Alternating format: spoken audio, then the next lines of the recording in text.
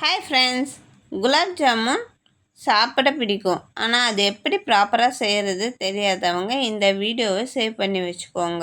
First time try பண்ணுறவங்களுக்கும் சூப்பராக செஞ்சிடலாம். அதுக்கு ஒரு MTR instant gulab jamun mix எடுத்துக்கோங்க. அது ஒரு பவுலில் ட்ரான்ஸ்ஃபர் பண்ணிவிட்டு அதோட பால் இல்லாட்டி தண்ணி எது வேணுமோ சேர்த்து மிக்ஸ் பண்ணிக்கோங்க. பால் சேர்த்து மிக்ஸ் பண்ணால் டேஸ்ட் வைஸ் சூப்பராக இருக்கும். இது பூரி மாவு பதத்துக்கு பிசைஞ்சுக்கோங்க. அதில் ஒரு ஸ்பூன் நெய் ஆட் பண்ணி நல்லா பிசைஞ்சு நல்லா சாஃப்டாக வர வரைக்கும் பிசைஞ்சிட்டு ஒரு மூடி போட்டு க்ளோஸ் பண்ணி வச்சுருங்க. 10 நிமிஷம் ஊறட்டும்.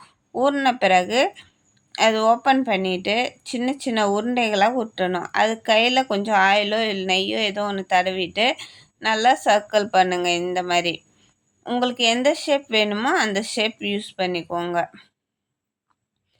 இந்த மாதிரி எல்லா மாவையும் பிசைஞ்சு ஒரு பிளேட்டில் வச்சுக்கோங்க.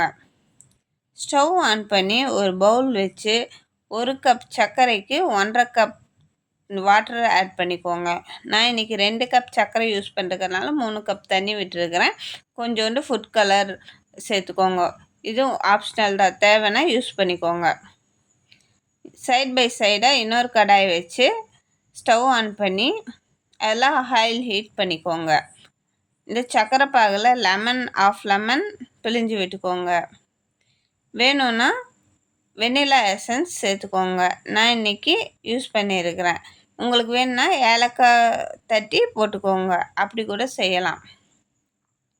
இந்த பக்கம் எண்ணெய் காஞ்சோடனே அந்த உருண்டைகளை எண்ணெயில் போட்டு நல்லா பொரிச்சு எடுத்துக்கணும். கோல்டன் ப்ரௌன் வர வரைக்கும் நல்லா ஆயிலெல்லாம் ஃபில்டர் பண்ணிவிட்டு இந்த சர்க்கரை பாகில் ட்ரான்ஸ்ஃபர் பண்ணிக்கோங்க.